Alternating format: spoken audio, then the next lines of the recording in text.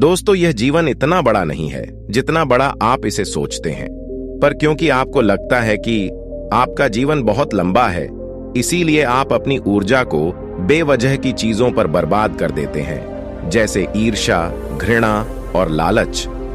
दोस्तों, क्या आप सोच सकते हैं कि कोई व्यक्ति अपने पूरे जीवन को किसी से ईर्ष्या करने में बीता दे?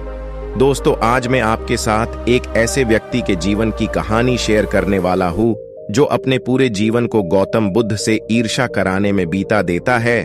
दोस्तों, वह व्यक्ति बुद्ध का भिक्षु भी बना और रिश्ते में वह बुद्ध का चचेरा भाई भी था और उसने बुद्ध के साथ ज्यादा समय भी बिताया था, लेकिन फिर भी उसका जीवन रूपांतरित नहीं हुआ। जानते हो क्यों? क्योंकि उसने अपने भीतर कड़वाहट के बीज बोकर रखे हुए थे और उस व्यक्ति का नाम देवदत्त था। दोस्तों, देवदत्त ने बुद्ध को मारने की बहुत बार कोशिश करी, लेकिन वह हर बार असफल रहा। एक बार देवदत्त यह सोचता है कि वह राजा अजात शत्रु की सेना को लेकर बुद्ध को और उनके सभी भिक्षुओं को समाप्त कर देगा।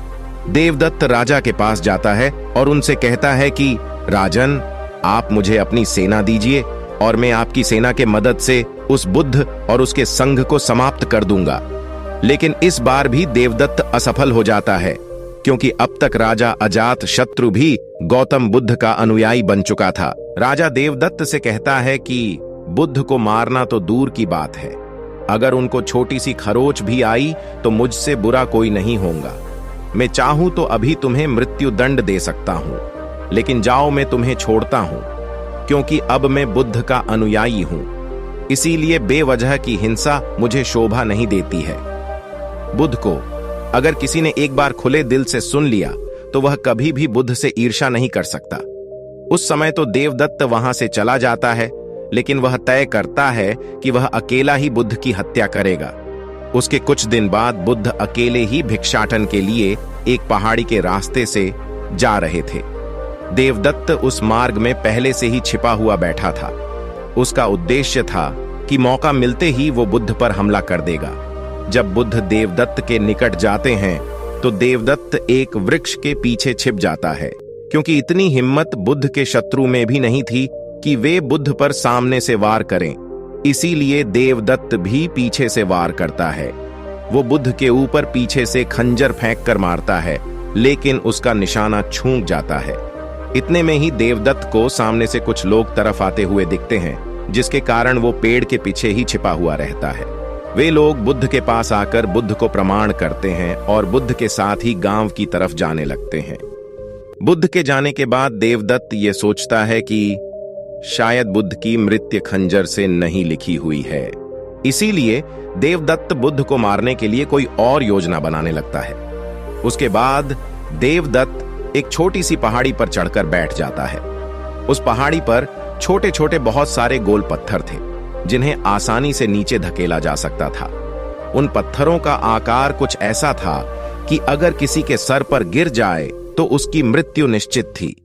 उस पहाड़ी के नीचे से आने जाने का रास्ता था और देवदत्त यह जानता था कि बुद्ध भिक्षाटन के बाद उसी रास्ते से वापस लौट आएंगे। इसीलिए देवदत्त वहीं पर छिपकर बुद्ध के आने की प्रतीक्षा करने लगता है। कुछ समय प्रतीक्षा करने के बाद देवदत्त यह देखता है कि बुद्ध उस पहाड़ी के नीचे से जा रहे हैं। बुद्ध को देखते ही देवदत्त पहाड़ी से नीचे पत्थर फेंकने के लिए तैयार हो जाता है। जैसे ही बुद्ध उस पहाड़ी के नीचे से जाने लगते हैं, देवदत्त ऊपर से पत्थर धकेलना शुरू कर देता है। उन पत्थरों से बुद्ध को तो कोई नुकसान नहीं पहुंचता है, लेकिन पत्थर धकेलने के कारण उसका पैर फिसल जाता है और पहाड़ी से लुढ़कते हुए नीचे गिर पड़ता है। उस पहाड़ी से नीचे गिरने के कारण वो बुरी तरह से जख्मी हो जाता है। बुद्ध यह जानते हुए भी कि देवदत्त उनके प्राण लेना चाहता था, फिर भी वे उसे जख्मी हालत में अपने भिक्षुओं के पास ले जाते हैं और उसका उपचार करना शुरू कर देते हैं। और यह देवदत्त का अंतिम समय था, यानी कि देवदत्त ने अपना पूरा जीवन बुद्ध से ईर्ष्या कराने में दिया हुआ था। देवदत्त अब होश में था और अपनी अंतिम सांसें गिन रहा था। उसकी आंखों के सामने से उसका पूरा जीवन गुजर रहा था, लेकिन इस बार उसकी आंखों में पश्चाताप के आंसू थे और उसे अपनी गलती का एहसास हो रहा था। उसे अब यह बात समझ में आ रही थी कि जिसके वह प्राण लेना चाहता था वही उसके प्राण बचाने के प्रयास में लगा हुआ है। देवदत्त के आंखों से अब बहुत आंसू निकल रहे थे और वो अब बुद्ध की तरफ देख रहा था। बुद्ध उसके शरीर पर लेप लगा रहे थे। देवदत्त रोते हुए और लड़खड़ाती हुई आवाज में बुद्ध से कहता है कि मैं आपसे क्षमा मांगने के भी लायक नहीं हूं और मैंने आपको बहुत क्षति पहुंचाई हुई है। पर बुद्ध कहते हैं कि मुझे तो कुछ याद ही नहीं। बुद्ध के ये शब्द सुनते ही देवदत्त के आंखों से आंसुओं की धारा बहने लगती है और वो दोहराता है, बुद्धम शरणम गच्छामि, धम्मम शरणम गच्छामि, संगम शरणम गच्छामि। दोस्तों, बुद्ध कहते हैं कि बुद्ध, संघ और धर्म हर मनुष्य के अंतर में है और स्वयं को जगाने की क्षमता बुद्ध है। जागने के बाद हम जिस पथ पर चलते हैं वह हमारा धर्म है और स्वयं के मन को एकांतरित करना यानी उसे केंद्रित करना संघ है। ये तीनों रत्न सभी लोगों के अंतर में है। उसके कुछ क्षण में बाद देवदत्त अपना शरीर त्याग देता है। दोस्तों, मैं आपसे पूछना चाहता हूं कि देवदत्त ने जैसा जीवन जिया, क्या वह जीने लायक था? क्या नर्क किसी और जगह का नाम है? हमें नीचे दिए गए कमेंट बॉक्स में कमेंट करके जरूर बताएं। दोस्तों, वह अपना पूरा जीवन ईर्ष्या की आग में जला और अंत में उसे अपने गलती का एहसास हुआ।